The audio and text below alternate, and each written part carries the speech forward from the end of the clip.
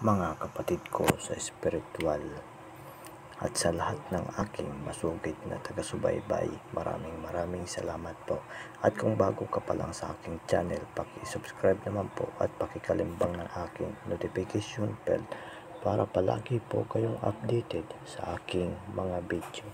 Ito na po ang parto ng Testamento del Espiritu de Dios del Secreto de la Original.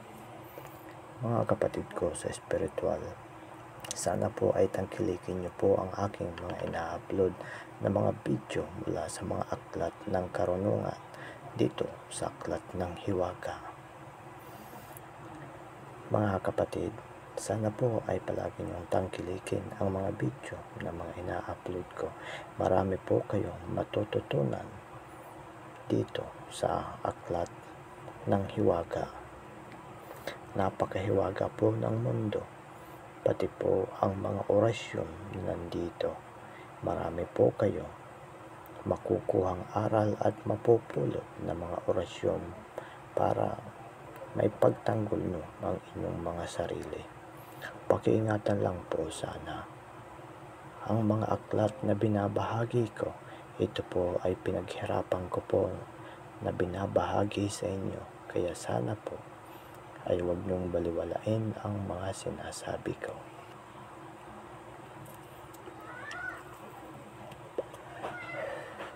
Panatilihin lang po natin manalig sa amang may likha, kasi siya po ang may nagmamay-ari ng mga aklat nating inaaral.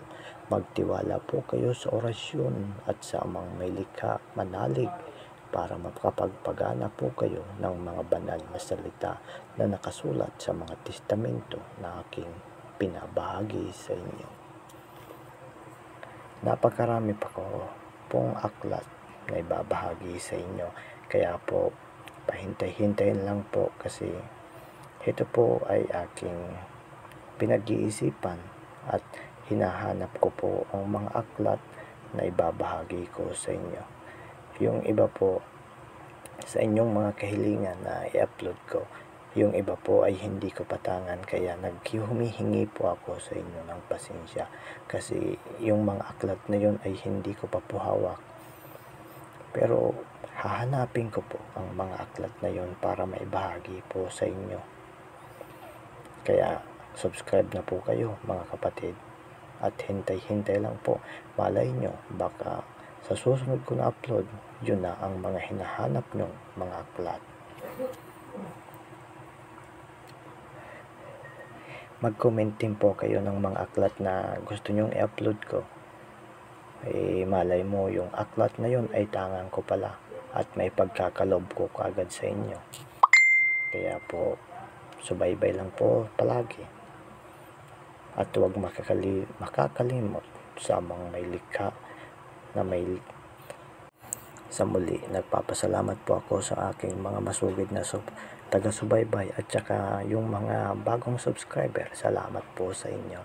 Sana po ay matangkilik nyo po ang mga aklat at video na aking binabahagi sa inyo. Paki-like na rin po and share sa mga aklat ko para marami po tayong matulungan ng mga nangangailangan ng mga aklat na tulad ng mga ina-upload ko sa inyo.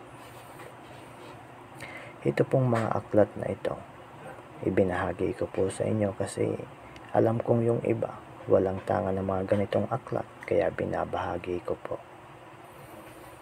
Yung iba naman walang kakayahang bumili, hindi makahanap ng mga gusto nilang orasyon.